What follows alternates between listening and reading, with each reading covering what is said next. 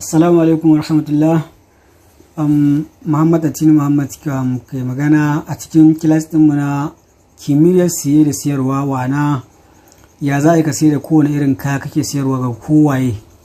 So wannan course zai yi bayani ne game da approach ɗin da za ka bi wajen fuskantar kowaye ya taya hajar ka, sannan ga wanda bai taya ba ya za a yi wannan hajar taka kai showcasing ɗinta don ya ji cewa ya kamata ya siye ta. So shine abin da wannan course na Science of Sales zai koyar, how to sell anything to anyone, understanding the word psychology of a buyer. Ta za ka fahimci ɗabi'un mai siye da kaya don mai siyan kayanka don ka ji daɗin yin mu'amala da shi ta yadda ya dace da shi. Now, course outline.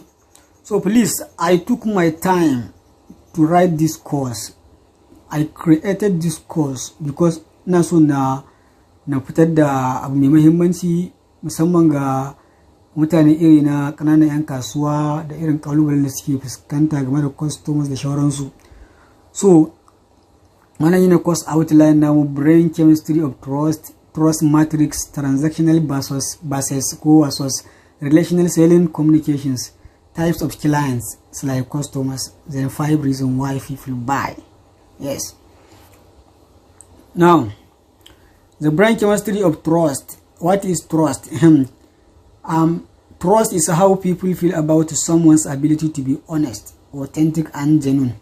So wannan yana bayani ne game da wato haɗaka ta gaskiya ta yarda.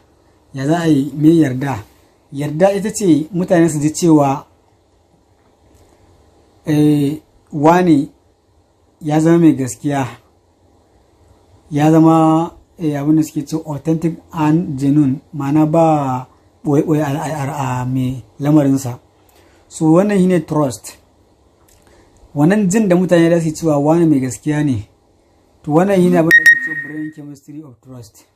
Yes, brain chemistry of trust. So in mun tafi gaba za mu ga wani irin abubuwa ne suke sa a yi trusting ɗin mutum, sannan ya mutum zai wannan anin din wannan trust din. So mun fahimta shi ne yarda shine mutane su ji cewa yes kana da damar ka zama mai gaskiya, ko kuma ka zama mai gaskiya kuma ba shige da fice ko kuma a ce ɓoye a cikin lamarinka. To mutane za su ji wannan abun a jikinsu cewa ya kamata su yarda da kai. Hey, trust continuum. Why the trust? So me yasa ka kira yarda? Abin da yasa ka kira yarda shine people buy from people they trust. Mutane suna siyan kaya ne daga wurin mutanen da suka mai yarda da su, and they trust the people they like. Sannan suna yarda da mutanen da suke so ne, ko kuma suke misali suke so ko kuma suka burge su. To saboda haka ya za ka burge mutane? Saboda mai people what they trust, the people they like. Number one things to notice ne mutane suna siyan kaya daga wurin waɗanda suka yarda da su. So kuma ita kuma yarda tana zuwa ne lokacin da suka ji suna sha'awar abin da kake yi. They trust the people they like. Dole he ka burge mutane. Social media you will often be seen wani content creators din za ga yana da plus 40,000 50,000 kaza. Zai ɗaga kaya za a siyar saboda mutane suke following suna jin daɗin abin da yake yi. Yana wani garin ma ba su taɓa ganin sa a physical ba, amma me za su tura kuɗin su saboda me they like him kuma zai deliver ɗin wannan kayan. So wannan shine continuum na trust. So me za ka yi ka burge mutane? Me za ka yi mutane su ji cewa yes you are worthwhile, su ji cewa yes wannan ya kamata mu mu'amala da shi. So haka abin yake, kowane irin kaya kake sayarwa me ya kamata kai building trust. So a social media the easiest ways to build trust shine kana posting din content da yake da alaka da rayuwar mutane, wanda yake yakan sa su canja daga mummuna ko kuma daga halin da suke ciki na ganda da kasala su ji suna karkashin yin sun samu karsahin yin nasara. To irin wannan posting din wannan content din, ko kuma akan business ne kana ba su solution, kana ba su wani wato wata mafita game da matsalolinsu na kasuwanci. So wannan yakan sa mutane su mai, amma dai mun je gaba za mu gani. Now trust matrix. This one is very important. Now, akwai personal trust, akwai kuma mai professional trust. Personal trust shine ta shafi mutum a cikin personality nasa. Shine aka ce is the ability to be likable through a genuine connection, and it is made up of.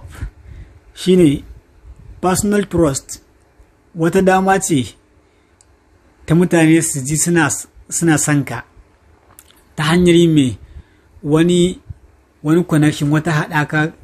Misali kayi connection da mutane, misali kayi posting ne ko ka ba da kayi posting wani bidiyo ko kuma wani rubutu wanda yake da alaka da rayuwar mutane. So mutanen da suke da irin wannan, suke cikin irin wannan halin, ko kuma wannan abin ya zama musu kaman wani ka ba su maganin matsalar su ne, to da su sun yi connection da kai, to kayi connecting din mind din ku. Ko kuma in physical ne, kayi wani abu da ya burge mutane ko na taimako ko waye, kawai sun yarda da kai, suna son ka. So shi ne ake kira personal trust. Sannan ya ake samun personal trust? Na farko shine humility, sai ka zama very humble, ba dagawa, ba nuna you are too promotional. Yes. Number 2, authenticity, ba ƙarya, ba faking reality. Honesty, gaskiya faɗinta kenan da kuma aikata ta. Sai vulnerability, you must be vulnerable to your followers, you must be what? Vulnerable to your people. Me vulnerability shine ka zama na you are not too promotional, kana nuna misali vulnerability, ka zama available, yadda idan mutum ya contact ɗinka a Facebook ne kana ba shi amsa, in yi comment ya tambaya zaka ba shi amsa. So you are vulnerable to your followers. Idan kiran ka akai a waya, yes, zaka daga, you have vulnerability. Yes. To haka shi wannan su ne suke contributing wajen building din personal trust na mutum. Humility, authenticity, honesty, vulnerability. Sai kuma akwai abin da ake kira professional trust. Ita kuma wannan is the ability to earn respect by demonstrating credibility.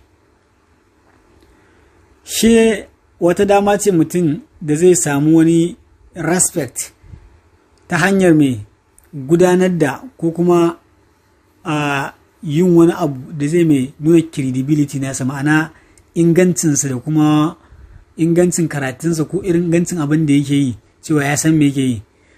Wannan kuma ya shi mafi yawanci ya danganci ga mutanen da suke da kamfani ko kuma suke da wani ilimi na musamman da mutane da yawa ba su da shi. Shi ne suka ce na farko abin da yake kawo wannan shine it is made up of knowledge. Yes. Idan kana da wani knowledge da yawan mutane ba su da shi, wannan yakan saka samu professional, very professional trust. Kaman ilimin wannan sayar da sayarwar, kaman ilimin digital marketing, ka zama kayan master din digital marketing da yadda ake sayar da kaya online ko offline. Irin wannan ilimin. Sai kuma skills, kaman sales techniques ko sales skills ko digital skill ko any other skills, a noma ne ko a kiwo ne, wannan skill din na kai kansa ka samu mai professional ta hanyar sana'arka ko iliminka, ka zama mai professional. Sai capability, dama da ikon yin abu kaza. Akwai mutane da yawa da ba su da damar yin kaza, amma kai kana da wannan damar, nan ma za ka samu mai professional trust. Mutane su trust daga san in ka ce za ka yi kaza za ka iya yi, ka fi karfin abun. So wannan su ne hanyoyin da ake samun either personal trust ta hanyar humility, authenticity, honesty and what? Vulnerability. Ko kuma ta hanyar ka samu professional trust ta hanyar mai ilimi, wato skills da kuma mai capability. Now, trust continuum shine number 1. Personal trust continuum shine abinda za ka yi shine kai connecting da kai, ai liking ɗinka, sannan me sai ai trusting ɗinka. Idan ban manta ba wancan, people buy from the people they trust and they trust the people they like. Yes. So ne sai kai Facebook, kai posting a Facebook na wani abu da mai muhimmanci ga rayuwar mutane, ko posting ne ko kuma wani tallan kaya kai kuma ka faɗi benefit ɗin kayan. So mutanen da suke da sha'awa irin wannan kayan ko ya burge su, zaka kai connecting da su, wani zai like, wani zai comment ya ce good. Na farko kenan. Na biyu, in kai connecting da su friend ɗinka ne a Facebook misali, sannan ka yi posting sun yi like ko ka yi wani bidiyo, to a haka ne sai su trusting ɗinka. Wannan personal to shi ne suka ce personal trust without professional trust result in what? Idan kana da personal trust ba tare da mai professional ba, wacce ita kuma professional ana samunta da ilimi, skills da capability. So abin da yake sakamakon shi ne za ku yi kawai abokantaka ne, sabon abokantaka shine new friendship. Sai number 2, no increase in sales, babu haɓaka saye da sayarwarka, saboda me baka da mai professional trust. So mutane kuma suna buƙatar duka biyun, personal worth and professional trust. Now credibility, wato credibility kamar nuna kamar kana positioning ɗin kanka ne a wani strategically. Misali mutane suna ta zage-zage a group, kana zuwa sai ka ce na ga duk abin da kowa yake yi, amma wannan zage-zagen da kuke yi dukanku na san kun fasata ne, amma ku yi haƙuri, amma dai wannan bai dace ba. So kaga in ka zo da wanda suka yi zagi da wanda ba su zagi ba, kowa zai je yes wannan ya san me yake yi. To kai me a ilimance, kai placing din credibility a idan su. Ko ana ta yin wani abu ba daidai ba, misali wani ya zo ya ce ga yadda ake kaza, wani ya zo ya ce ga yadda ake kaza, duka da wanda suka ba da ra'ayi akan kaza da wanda suka ba da ra'ayi akan kaza, kana zuwa haka duka ce dukansu sun yi kokari amma ba daidai suka yi ba, amma ga hanyar da ake yi sai su bi ta kuma ya su ga haka ne. To kai me wannan ya zama credibility. Wannan credibility da ka nuna a aikinka ko a wani abu sai baka respect. Bayan sun baka respect, ya baka respect sannan me sai su trusting ɗinka. To wannan shine. Sai kuma suka ce professional trust without personal trust, shi abin da yake ba da sakamakon sa shine lengthen sales cycles. Ma'ana yana maimakon ya takaita wajen saye da sayarwa, yana ƙara tsayin saye da sayarwa ne. In kana da professional kuma baka da personal, to you need to have the two. Akwai personal sannan akwai professional. Sannan increases competition, yana ƙara competition a kasuwanci. Decrease loyalty, sannan yana rage loyalty. So abin da ake nufi a nan shine idan mutum ka ƙware a ilimi amma kuma kai baka da humility, ita kuma humility tana cikin ɗaya abin da yake ba da personal trust, ma'ana baka da kankan da kai da shauransu. To da yawa mutane ko da sun yi da ka iya kaza din ba za su suna siyan kaya a wurin ka tahi ɗaya ba, wani ma sai ya je ya ƙara tambaya a kanka, ya san ka iya abin amma kuma tunda ba personal trust baka connecting da shi ba, ya yi laikin ɗinka ɓangaren personal trust, bai ga humility ba, ya kama baka da sauƙin kai. So haka abin yake. Sai na biyu increases competition, tunda har bai samu damar da zai na samun misali tattaunawa da kai yadda ya kamata ba, kaman a mai personal trust, sannan baka zama very vulnerable ba, ma'ana kowa in iya contact ɗinka za ka iya ɗagawa. To wannan zai sa shi yana ɗan shakku, ya san ka iya abin ko kana da abin da yake bukata, amma yana ɗan shakku ya kamata ma ya siya a wurinka ko bai kamata ba. So yana lengthen ɗin sales cycle, yana kuma increases competition. Watakila ko wasu waɗanda suke sai irin kayanka, watakila ya decide ma ya je wurinsu saboda in bai samu personal trust ba a wurinka. Sai decrease loyalty. Now sai brain chemicals. So mind you here, sai mu saurara wannan oxytocin din nan dai, forget about the grammar whether I say it right or not. I'm just teaching the practical aspect in life. Forget about whether you do biology or not. Wannan su ne abin da a biology ake faɗin su chemical na brain chemicals. Na farko akwai oxytocin, kamar yadda muka gaya is a wannan costin science of cell ne. You have to add the science to your cells. So wannan bangare ne na kwakwalwa, shi kuma wannan kimiyya ce ta yadda zaka fahimci ya zaka yi mutane don sai kayanka. To shi sa ka ɗauko wannan abubuwan mai kwakwalwa take so, a wani idan yanayi a kwakwalwa tana wani yanayi ne mutane suka fi yarda da ita, suka fi yarda da kaza. So shi ne suka ce mana akwai oxytocin din nan is a trust chemical, shi chemical ne da yake sa kwakwalwar mutum ta yarda da kaza ko kar ta yarda da shi. Responsible for perceiving care. Kun ji ko shi wannan responsible for perceiving care lokacin da ya karbi ko ya ji an kula da shi, empathy ko an tausaya masa, and trust ko kuma shi kansa an yarda da shi. So wannan chemical din na kwakwalwa ne. So saboda haka duk wanda zaka yi mu'amala da shi, in kana so kwakwalwarsa ta yarda da kai, menene na farko suka ce wannan chemical din yana kwakwalwarsa ka nuna masa kula. Kwastomin ka ne ya zo, nuna masa kula. Kwastomin ka ne, nuna masa tausayi. In ya ba da labari ya yi wani abin tausayi, kai ma ka nuna masa tausayin, sai Allah sarki kaza. So shi ma to wannan zai sa me yi trust din ɗinka kai ma.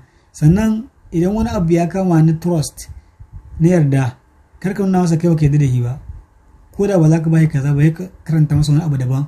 To wannan kai ma idan kai trust din sa, shi ma me zai trust din ɗinka. To wannan chemical ne mai suna oxytocin na a cikin brain yake. Saboda haka duk lokacin da kake ba mutum kula, kake nuna wa tausayi akan abin da ya ya dan dame shi, so me automatically chemical trust chemical ɗinsa kai ma zai yarda da kai. Sai mu tafi na gaba, brain chemical dopamine. Shi kuma wannan mai is a reward chemical ne na kwakwalwa, a kwakwalwa yake shi ma dopamine. Shi kuma responsible for perceiving achievement and what rewards. Shi wannan chemical ne da yake perceiving din achievement and reward. Let's say misali kana da customers ya sai kaya sau ɗaya, sau biyu, sau uku, sai ka bashi kyauta. Wannan reward din da ka bashi ta kyauta, tunda wannan dopamine din chemical reward ne, so zai cewa yayi wani achieving na wani abu mai girma, saboda ya sai kai auren ka har ka bashi kyauta, ka dauke shi da muhimmancin da ya kamata shi ma ya ci gaba da siyan kai auren ka. So wannan dopamine din kenan. So saboda haka kun ga duk wanda yake siye da siyarwa yana buƙatar wannan course din. Magana ta gaskiya, I'm not bragging again, I'm not being arrogant, but at least I know I'm a what is you call it, I'm a nice guy. So Muhammad Atinu Muhammad is talking. So you need this course, whatever level you are in business, in marketing, in any type of work you are doing. Ko a aiki kake, oganka ka sanya za a kai wa oganku abin da zai ji daɗi, in girmama ka ne yi. So wannan course din kana buƙatar sa. So dopamine kenan. Then epinephrine. So I told you, forget about the grammar, whether I say it right or not. No, I'm just teaching. Energy chemical triggered during a high emotional state. So kun ji shi wannan energy chemical ne da yake ba da ƙarfin, wanda shi wannan aka ce chemical triggered, ma'ana wani condition ne, idan kaza ya faru sai kaza ya faru, shine wani yake triggered during a high emotional state. Lokacin da mutum yake cikin wani high emotional state, misali a ce mutum yana matsanancin farin ciki, to shi kuma wannan energy a chemical din a lokacin yake triggering din wani abu. Let's say kayo customer ka kyauta, ya zo siyan kayan 2000, saboda kyautar da kai masa ya dauke ta da muhimmanci, yana cikin jin daɗin nan na wani high emotional state, so zai iya siyan kayan 2000 a wurinka. To wannan ma dabaru ne da masu yan kasuwa, da ga kamfanoni da yawa ba gano suna yin bonus, su ba da lottery ticket, su ba da kaza, ko a irin wanda suke yin cacan nan ta ne jabber da yawansu, za ku suna ba da lottery ticket, kuma a ciki ana samun yes really mutane suna yin winning. Kuma ana ba da kyauta. Ko Coca-Cola an kun duba kwanakin baya sun zo da wani abun nan, wata kyauta da suke yi. Haka Dangote Cement kwanakin baya sun zo da wani abu da suke, in ka sai buhun siminti ka duba za ka samu wani kati, wannan katin in ka kankare shi naira 1000 kaza ne, za ka kira namba kaza. So ana amfani da irin wani abun ne, ana don ku yarda da kamfani. So hisa na ce wannan course din kowane irin kasuwanci kake kana bukatar sa. I am telling you this, wannan course din karku dauke da muhimmanci, karku dauke ba abun nan, ku dauke da muhimmanci sosai. Now brain chemical cortisol, wannan kuma shine mai the stress chemical that regulate blood sugar, immune system and what metabolism. Stress chemical ne wannan, that what regulates blood sugar, da yake regulating din blood sugar, immune system and what metabolism. So kun ji an ce wannan stress chemical ne, ma aka ce stress ma'ana an dan ji jiki mutum is somehow. So lokacin da ka samu da mutum yana cikin dan wani bakin ciki ko kuma ya gaji, to ba lokaci ne na mai tallata masa hajar ka ba. Yes, wannan ma dabara ce, it's a psychology. Lokacin da ka zo ka ga mutum yana cikin wani yanayi, to ba lokaci ne na da zaka masu dole ya ka siyar masa da kaza ba ko ka tallata masa kaza. So hisa yanzu in ka samu mutum a irin wannan yanayin, na farko abin da zaka yi shine tunda yana cikin stress, dan damuwa ne ko wani abu haka, sai ka bai abin da ya dace. Misali a ce ka fahimci yana jin ishirwa ne ko yunwa, sai ka bai ruwan sanyi. So ruwan sanyin da ka bai kaga ai is a reward chemical nasa da yake passive din achieving a reward. Kaga me kai triggerin din sa cewa tunda hari an girmama shi an bai kaza, so zai iya siyan kayan na aurinka. Ko kuma ka bar shi ba wannan lokacin ba, kamar sai ko kuma dai wannan state din dai in ba za ka iya yin wani abu ba, to ka bar shi karka tallata masa haja. In kuma za ka tallata haja, to akalla me ka yi amfani da wancan reward chemical din for perceiving what achievement and reward. Ka masa kyauta, ka ba shi ruwa na fiye wata, ko ka ba shi wani dan magani da kake da shi mai kyau, ke ji daɗi ka kula da shi. So shi kuma wancan ɗaya chemical din da yake perceiving din care, empathy and what and trust, ka yarda da shi, shikenan ka gama da shi.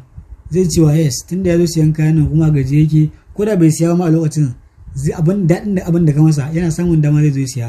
To wannan techniques din su ne 'yan kasuwa na duniya suke amfani da su wajen daga. In ka ga wani wasu musamman 'yan China, an kaga yadda suke girmama customer, za ka yi mamaki. So wannan techniques din ne da yawa ba su sani ba. Haka kana ba mun zo mun tattara abin muna ba mutane kyauta ma wanda muke sai da shi. Ya ga mutum yana wasa wai bidiyon ya yi tsayi ko kuma ya ce ma kaza. Now brain chemicals na gaba shine serotonin. Shi kuma wannan is a what happy chemical responsible for perceiving achievement and what hima. So lokacin da mutum yake cikin farin ciki, shi ma yanayi ne na talata mutum haja. Now transactional communication signals,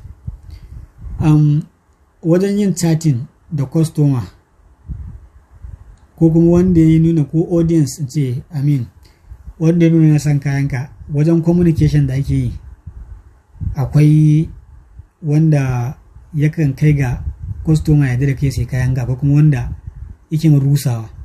To transactional communication signal shine wannan ma'ana na sa ne transactional versus what relational selling communication.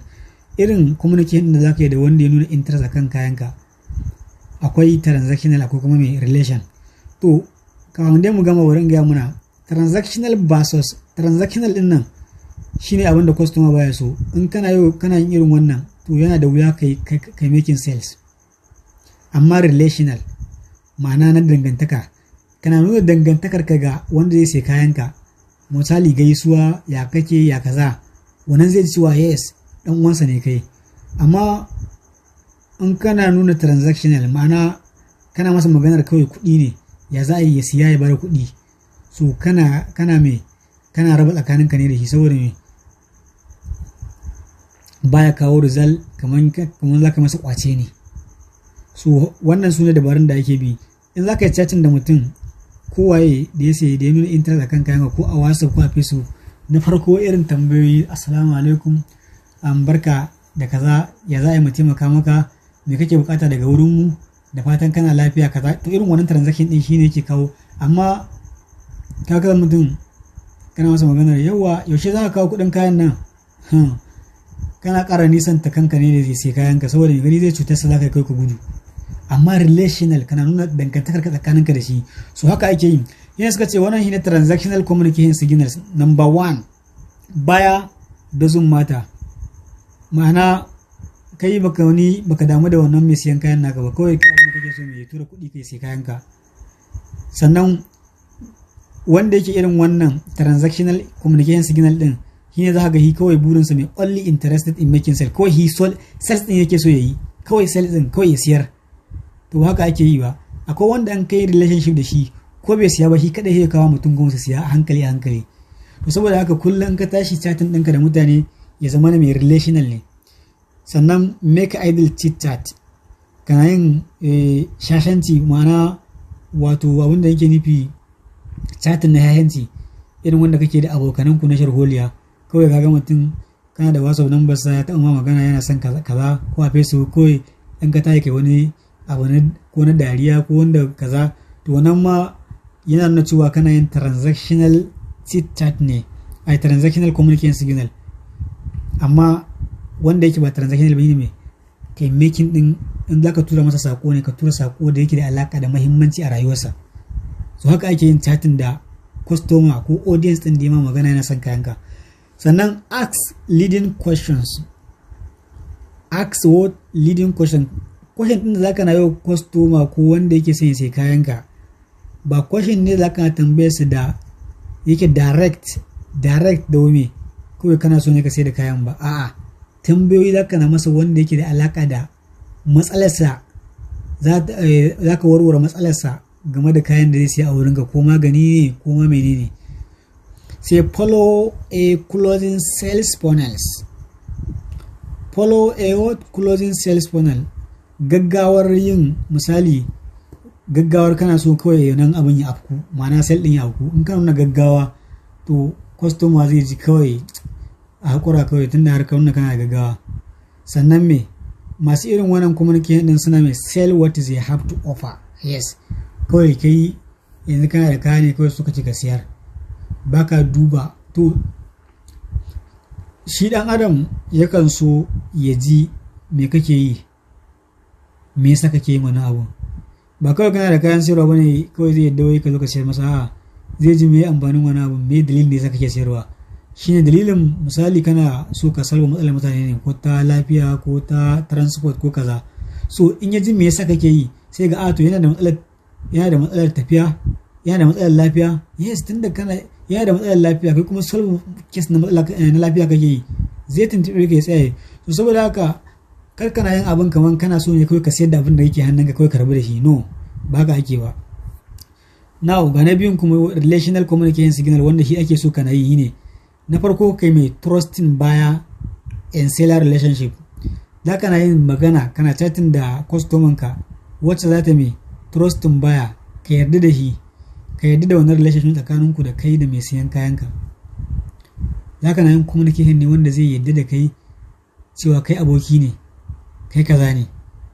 Number 2, buyer is cat. Kana yin chatting da shi ko waya da shi irin wacce take nuna cewa ka kula da shi.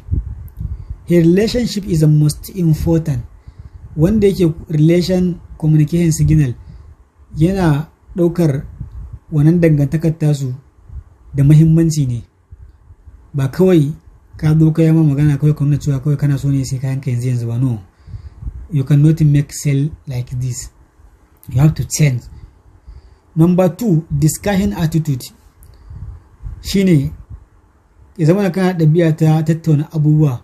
Let's say ya ma magana yana son kayanka ko yana da matsalar rahin lafiya ko kaza, so za ka yi masa tambayoyi da suke alaƙa da rahin lafiyarsa, wanda zai ta baka labarin ai kwanaki ma da diabetes ɗinsa ya tahi kaza.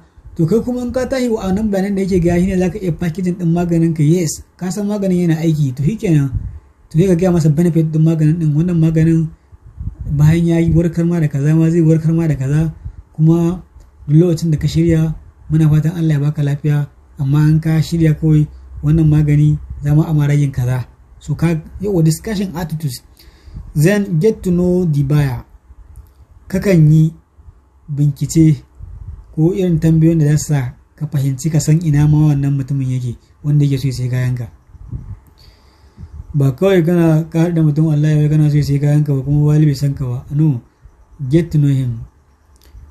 Ask insightful question. Yes, kana tambayar tambayoyin da suke da alaka da wato shi karon kansa da amfani da irin yadda matsaloli da kaza da yake fuskanta.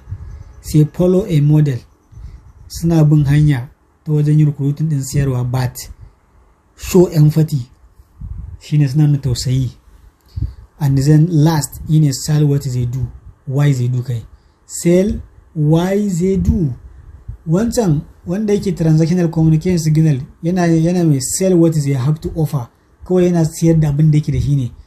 Amma sell why they do, misali ni aiki na an haɗa mutane su sai fili mai inganci, so ba kawai wai ina da fili ne na sayarwa ba da kawai ina so ka siya ka tafi kawai shike. No, I am helping, trying to match between the seller and the buyer. To wani aikin da nake yi, me yasa nake yin sa? Ina taimakawa ne don mai siya da mai sayarwa su samu saukin making din deal din su very simple. Ni kuma ina taimakawa in ce to ga kaza ya dace ka sai kaza, wancan kuma ban ce to kai tunda kayan ka aure kaza yake zai iya darajar kaza, amma bari ne ma customer kaza zai fi siya. So kaga why I am doing it to help what buyer and the seller. Since I am helping them, then I will get money because I am giving value. So that is just it here.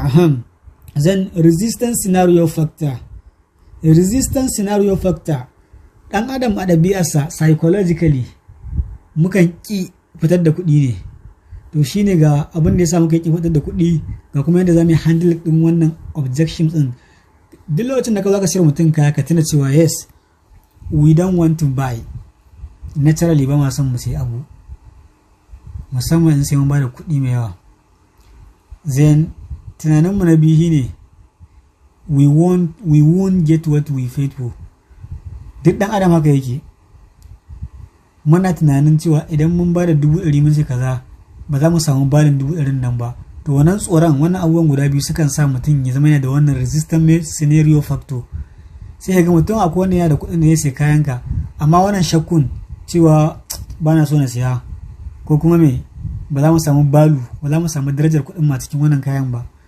To wannan abubuwan biyu suna sa mutum kaga yaƙi abin nan, yaƙi motsawa ko da yana buƙatar kayan fa. To ga yadda kuma yake handle ɗin wannan objection ɗin shine, na farko scientists suka ce there is no such thing as what objection to price. Ma'ana mutum ya ce farayin ka yayi tsada ko ya ce kaza, ya ce a harkar kasuwanci babu wannan. Idan mutum kaji ya ce maka wai price yayi sama, the cost ya ce when the customer object your price, idan mutum ya ce ma wai customer ka ya ce ma price ka yayi sama ko ya kaza, abin da yake faɗa ma shine she didn't see value in it. Ma'ana bai ga kayan ka darajarsa ba ta kai yadda zai ba da wannan kuɗin ba. To ya za ka handle wannan? To kawai ana so ka sani ne cewa wajen presentation ɗin abin da kake siyarwa ya kamata ka tsaya ka faɗin muhimmancin abin sosai, yadda in ka faɗi price mutane ba su ce ba su yayi tsada ba. Now 4 things to take note. Abubuwa guda 4 da ya kamata mutane duk mai sai da kaya ya yi la'akari da su shine, na farko shine pains and what frustration.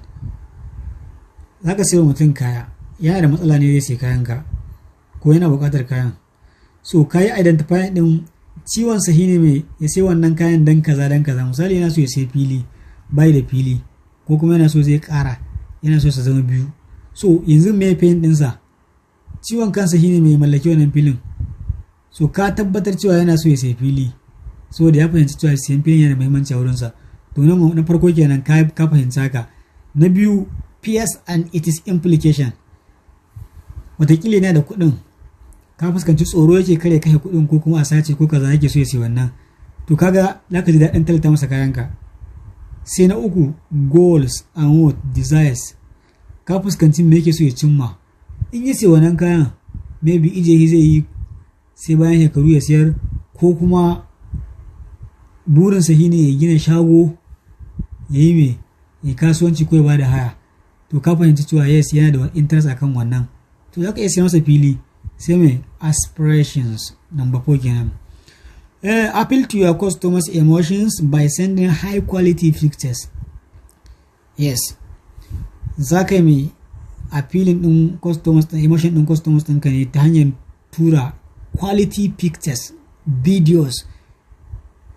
Yes, ka tura hotunan abubuwan ko bidiyon su masu kyau demonstrating the benefit of your product and services, kana mai showcasing, kana nuna yadda abinka yake aiki, aikin da kake yi yake da amfani. So wannan yakan appealing din mutum ma ba zai tsaya na objecting din price ɗinka ba. Now 4 types of client. Idan kana so ka san kwastomin ka kala nawa ne ga su, sannan me yasa suke su kala, to anan da ka bambance su dai. Na farko akwai chief client. Na farko akwai mai chief client, za ga shi in yazo siyan kaya kawai abin da yake bukata mai arha, kawai arha yake bi. Sanan duk a cikin misa talauci mana yawa. Daga mun zo siyan kaya kawai da ga duk chief client sun ba wallahi. Chief client kawai shi abin da yake nema ya nemi mai arha na can kasa. Haka ma haka masa ya ce ba wani ragi. To wannan chief client kenan, ya kamata ka fahimci mutane. Sai number 2, difficult client. Shi wannan difficult client shine za ga ya ce ma kaza, ya kaza yake, to in kuma kaza ta faru ba, ya kaza. To wannan yana difficult client. They ask too much, suna tambaya mai yawa amma kuma da ƙarshe ma wata ba sai za su yi ba. So ya kasanya za ka yi handling ɗinsu. In ka fuskanci mutum gaba ɗaya shahaya ne, ka sallame yi, because life is too short to waste time, to waste your life.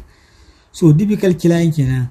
Idan kuma ka fahimci yana buƙatar kayan amma kawai haka yake ne, he is not happy, he must ask this, he has doubt in his mind. So ya ka bi da ita yadda yake so ka masa bayani dalla. So sai number 3, sophisticated client. Mana wannan client ne dan birni ne, ko kayan ka zai siya already yayi bincike, wataƙila internet ya gano ya kayan yake aiki ya kaza, idan in ya zo kawai siya zai yi, illa iyaka in ya ga dama dan nemi ragi da yawansu da dan kar a dan abin nan dinsa. Wataƙila kafin ya zo wurin ka ma ya duba farashin kayan a Jumia, a internet ko a Jumia, Konga ko Jiji ko Amazon. So da ya zo wurin ka already yayi bincike ma kan kayan, ya zo wurin ka kawai yana so ne me zai siya. To wannan sophisticated client kenan, dan birni ne, yana da wayewa. Sai number 4, high ticket client. High ticket client su ne waɗanda su opposite ne na chief client. Shi high ticket client kawai quality yake nema, wanne ne ya fi tsada, ya san inda ya fi tsadan nan, a nan quality yake so kawai zai sai mai tsada ne. To irin wannan high ticket client din su ne suka fi kawo kuɗi. Yes, mutum zai sai smart watch na 50,000, wani kuma in ya zo siya na 2,000, ya yi ta ma tambayoyi kenan, typical client. Wani kuma in chief client ne ya zo 2,000 ya ce ma shi ba na 800, ba na 700. So ya kamata ka fuskanci wani irin client kake mu'amala da su. Yes, abu na gaba shine 5 reasons why people buy. Dalilai guda 5 da mutane suke siyan kaya.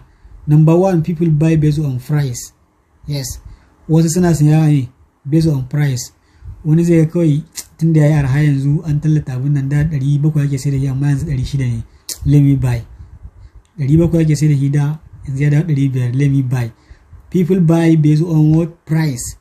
Number 2, people buy based on what selection. Like what is happening in Jumia, Konga, Amazon and other platform. In ka je za ka samu kilifa, in kana son siyan kilifa kala ga price ya bambanta, shi ka zaɓo ta kake so. So mutane sukan wannan ya sa mutane su sai kaya don su ga hinan da yawa, wancan kala kaza ne, wancan su zaɓa su darje. So people buy based on what selection. People buy based on what quality. Yes, wani kawai in ya zo ya sai riga ko yadi ko shadda kawai zai ce me, I need the qualitative one. Qualitative. Yes. Some people buy based on what? Convenience. Let me give another example with Jumia. In Jumia, you don't need to go to the market to go into the crowd. Baka bukatar ka je ka cikin jama'a kana tureniya. No. You will just make order online. Kawai za ka making order ka ne online, ka biya kuɗin kawai ka jira a kawo maka. In free delivery ne, amma ba free delivery bane za a kawo ma har gida ka biya. So convenience. A Jumia ko Amazon you can buy it online. Yes. Then people buy based on what? Personalization. They would buy based on personalization.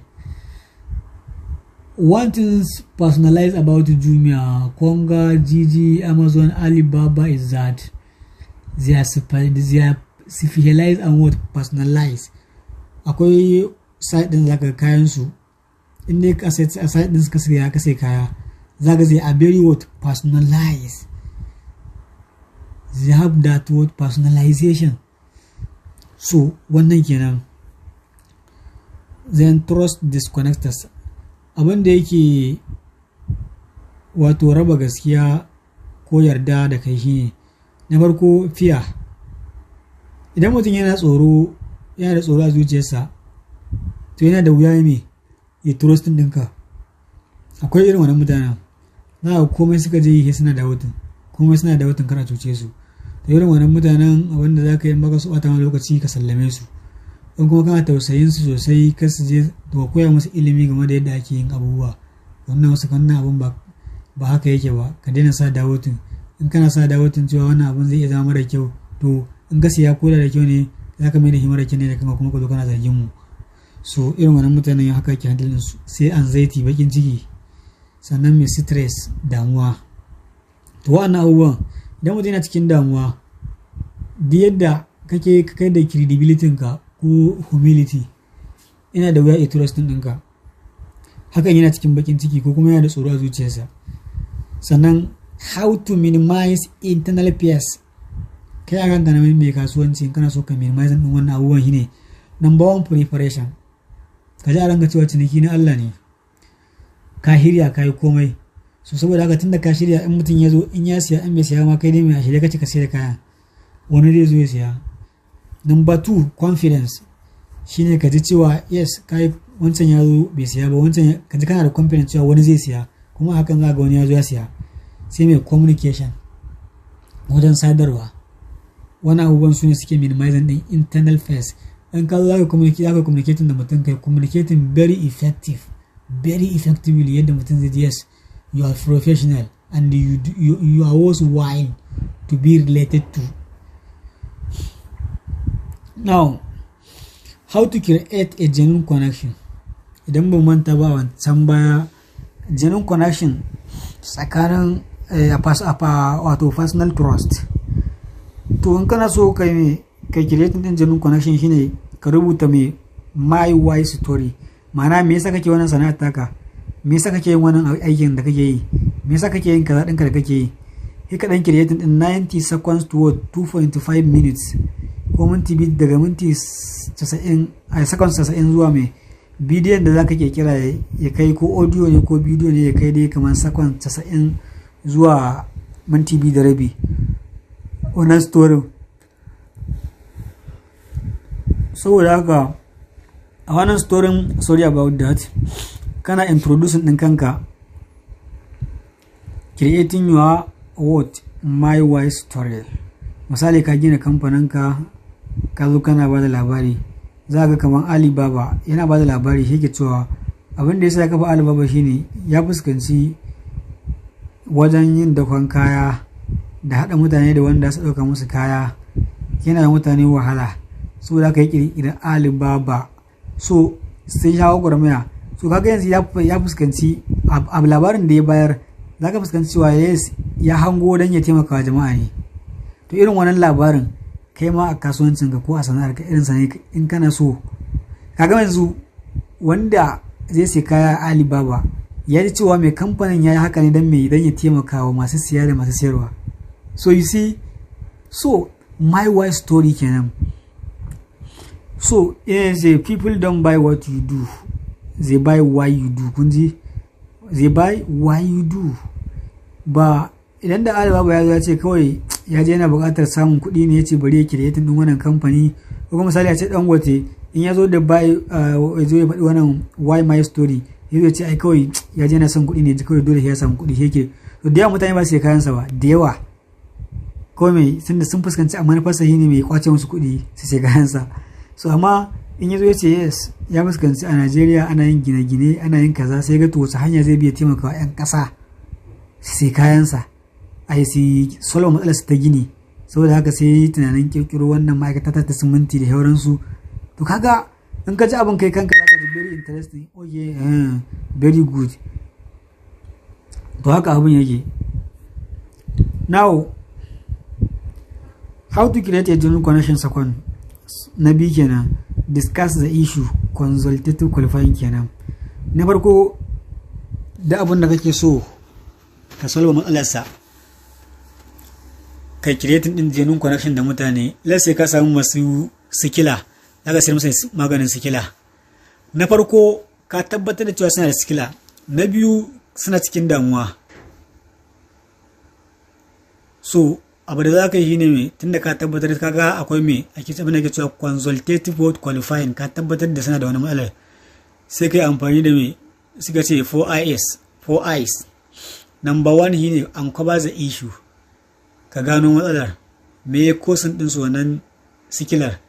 Number 2, identify the impact, ka gano ka tabbatar da wato impact, ma'ana sorry to say yadda zan fassara ta da Hausa, tasirin wannan abun, wannan ciwon. Misali sikilan nan ta hana su kaza, tasirin da ka gano cewa ta yi tasiri game da kaza. Yaron ma da yake ita ba iya karatu ko ba iya fita baya kaza. Then me determine the invasiveness, wato ka gano wani irin wato invasiveness kaman dominating, ka gano cewa wani irin abu ta lullube musu ta hana su damar su yi kaza. Wannan ciwon ya hana su yin kaza, ka yi determine din su, ka ce to kaga saboda mai kuna da sikila ba kwa shan ruwan sanyi, ba kwa shan kaza. Kaga major part na rayuwa, wani ma zaka ji an ce kare ci kaza kuma abu ne mai daɗi da mutane suka saba ci. Kaga mai time invasiveness ta mai danne wani bangare mai girma da bangaren rayuwarsu. To duk lokacin da ka musu wannan bayanin ka gano break down the iceberg, sai ka ce to shikenan akwai magani kuma za a warke izinin Allah, amma akwai kaza ne ka musu bayani, kana breaking down the iceberg. Saboda haka a daina shan kaza in ana so a warke, a daina shan kaza, a daina cin kaza, a yi kaza sannan kuma ana yin kaza. You are breaking down the world iceberg. To haka kowace irin matsala, ba wai ina ba da misali ne kawai akan sikila ko rahin lafiya, a wanda yake buƙatar software ko yake buƙatar yadda zai ya gyara online marketing ɗinsa, in ka zo kana da ilimin abun, haka za ka yi masa bayani. To ka gano cewa brand ɗinsa baya shiga, mutane da yawa san shi ba, yanzu ya za a yi a san shi yana sai da kaza don a zo a siya. To irin wannan techniques ɗin da za ka bi. So wannan shine dai yadda abin yake. Now number 3, how to create a genuine connection, shine present your solution. Let's say kana da maganin da yake maganin sikila, bari dora kan wancan. Number 1 things to notice perhaps shine your story. Kamar yadda muka ce zaka kirkiri 90 seconds to 2.5 minutes why my story. A story naka zaka faɗi cewa yes, wannan na zo kirkirar maganin sikila, na samu idea ne ta kirkirar maganin sikila, yadda naga mutane suna fama da ita, suna shan wahala kuma wajen warkewa tana ba su da wahala. Ni kuma na yi tunanin ce to bari in taimaka da wannan idea na creating din maganin sikila don solve matsalar, na magance wannan matsalar ta masu sikila. Ka faɗi story ga ko me yasa kake yi. Number 2, testimonial, sai ka kawo testimonial na waɗanda ma'ana shaida cewa ga wasu sun yi amfani da maganin nan kuma sun ji daɗi. Haka an product na kai ma ko kuma kayan abincin ka ne kake siyarwa, za ka faɗi shaidar ai ga wani wanda ya siya daga wurinka ya ce kuma ya ji daɗin kayan nan. Testimonial kenan. Sai analogies, sai mai visual aids. So wannan kenan. Wannan kuma ƙarshe I'm just giving them out to showcase 3 human brains. Number 1 akwai brain stem and cerebellum. Shi wannan shine ake kiransa da instinctive brain. Shi wannan yana responsible for what? Safety, avoidance, survival and balance. To wannan bangaren na kwakwalwar, duk lokacin da ka zaka ciniki da mutum, ka tuna cewa bangaren kwakwalwarsa brain stem and cerebellum abin da yake mai kullu yana son safety, mana a tsaya ba tare da an cutu ba. Avoidance, in ka kawo sabon abu yana guje masa ne. Survival, yana so a rayu. Balance, yana so a balance, karka cuce kai cuce ka. Wani bangaren kula kenan shi suke ce mai instinctive brain. Sai neocortex brain din shi kuma abin da yake mai amfani shi ne part da yake responsible for logic, analytical thoughts, facts and data languages. Suna kiransa mai thinking brain. Shi wannan bangaren logic, duk wani logic na kar a cuce shi, duk wani logic da wani data cewa ai kaza ya faru kaza, da wani information, to shi ne ke interpreting din wannan, shi ne sai kiransa mai thinking brain. Sai human brain, limeric system, kuma wannan yana responsible for emotions, social interaction, memories, sense. Shi kuma suna kiransa mai feeling brain. Wannan kawai mun kawo su ne a gurguje a ƙarshe saboda mun kira shi sai what science of sex. So wannan course din sai shi dai muke, amma dai so let it be for free. Mutane mana su fahimci abin yadda ya kamata, da fatan